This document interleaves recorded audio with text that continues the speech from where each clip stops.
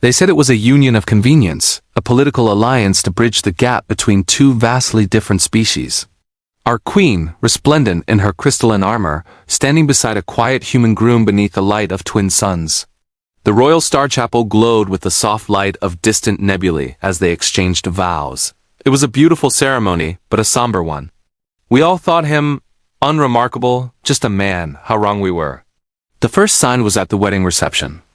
Amidst holographic dancers and the shocked whispers of alien nobility, the traditional rite of strength commenced.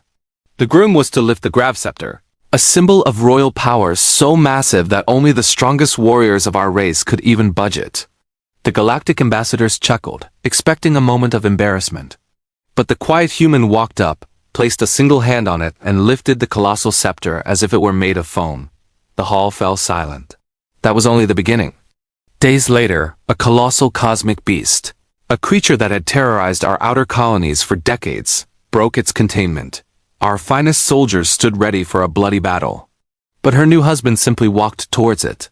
He spoke in a low, calm voice, and the raging behemoth, a monster of legend, bowed its head and became as tame as a pet. The soldiers could only stare, their weapons lowered in disbelief. Word of the human consort's strange abilities began to spread. When 3 hostile empires threatened to declare war, we prepared our fleets. Instead, he requested a parley. The queen watched, astonished, as her supposedly quiet husband single-handedly negotiated a lasting peace, his logic and presence so commanding that the warlords, men who feasted on conflict, agreed to a treaty.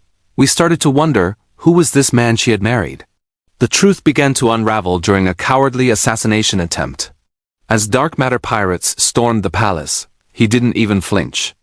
He just raised his hand and the attackers were thrown back by an unseen force. He was telekinetic, a power we had only read about in ancient texts.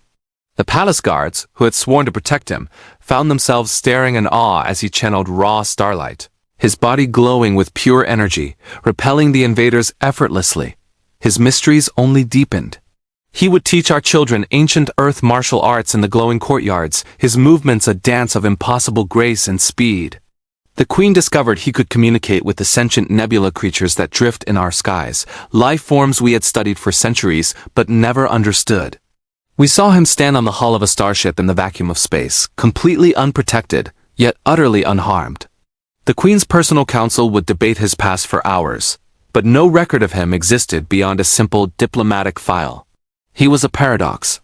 He could calmly defuse a quantum bomb with his bare hands one moment, and the next. He'd be single-handedly piloting a warship through a treacherous asteroid storm with a skill that surpassed our most decorated aces. The queen would embrace him, and with a simple gesture, he would bend space-time, creating a pocket of tranquility just for the two of them. During one crisis, glowing runes, ancient and powerful, appeared beneath his skin, pulsing with light. He broke every rule, defied every law of physics we held dear. He walked into the throne room, and before the horrified eyes of the court, lifted the Forbidden's cosmic blade, a weapon said to instantly vaporize anyone unworthy. It hummed in his hand like a familiar friend.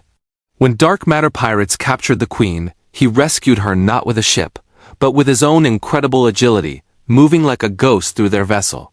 Even the ancient oracle, whose prophecies had guided our empire for millennia, bowed to him in reverence, whispering of a destiny far greater than our own.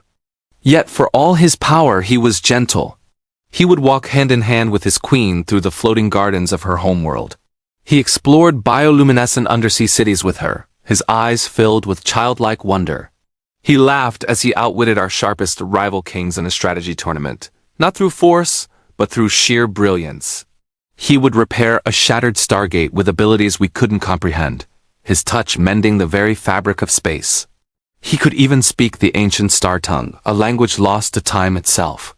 But when danger called, he was terrifying. We saw him face an entire army alone, bathed in cosmic fire that did not burn him. He exposed a traitor in the High Council with a psychic truth sight that laid bare every deception. When the generals grew fearful of his power and spoke against him, the queen defended him fiercely. Her faith was rewarded when he stopped a coup by simply levitating the entire council chamber, a silent, absolute display of control. He even pacified a fleet of hostile aliens by singing an ancient Earth lullaby, its melody calming their rage across the void. His power was cosmic, a force of creation and protection. He touched a dying star, and it roared back to life. He rode a sky serpent alongside his queen on her thunder beast, and during the battle, wings of pure plasma erupted from his back. He shielded the entire palace from a solar flare with a shimmering dome of energy. After one impossible battle, the hardened alien warriors who once mocked him knelt in unison. He even outsmarted a rogue AI that ruled a planet, rewriting its core logic with a thought. The queen, our beloved ruler, had married not just a man, but a guardian. He broke the ancient curse on her royal bloodline. He opened portals with a thought. He confronted galactic warlords at a peace summit, and they listened, their weapons silenced by his presence. He awoke the dormant world mind of a barren planet, bringing life back to its surface. We watched in horror as he took a grievous injury meant for the queen, only to see him regenerate in seconds, the wound closing as if it never existed. He became a legend. The man who could levitate surrounded by spiraling cosmic symbols. The man who pet the vicious star lions in the palace menagerie as if they were kittens. The man who defeated a time bandit by momentarily stepping outside of reality itself. He repaired a shattered moon with unseen power, subdued gravity storms with a wave, and healed an entire battlefield with a cascade of radiant energy. He revealed a hidden royal lineage from a forgotten cosmic order, a line so ancient it predated all known empires. He was a force of nature, in perfect harmony with the universe. In the end, he faced down a galaxy-spanning AI empire, a threat that had consumed thousands of worlds, and he did it alone. When he returned, having stopped a supernova that the AI had triggered as a final act of spite, the queen ran into his arms. Their love story became the bedrock of a new age. He ended a centuries-old war with a single heartfelt speech. He tamed wild dimensional rifts with his glowing hands. He compressed time to save the royal city from destruction. The alien nobles, once so arrogant, were frozen in awe when he spoke their true names, a power only the gods were said to possess. He would serenade his queen with a cosmic instrument that played with the music of the spheres. In their quiet moments, they would meditate together at the heart of a living star, or share a simple tea ceremony among the constellations. He was a mystery, a protector, a king, and a husband.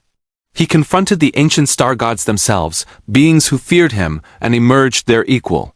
The last guardian of a lost cosmic order had found his home and his love. Together, he and his queen were crowned rulers of a newly united galaxy. And as he stood proudly beside her, galaxies themselves seemed to bow in recognition. The quiet human from a backwater world had become the protector of everything, and the heart of our queen. Thank you so much for watching. If you enjoyed this journey, don't forget to like, subscribe, and hit that notification bell for more stories from across the cosmos.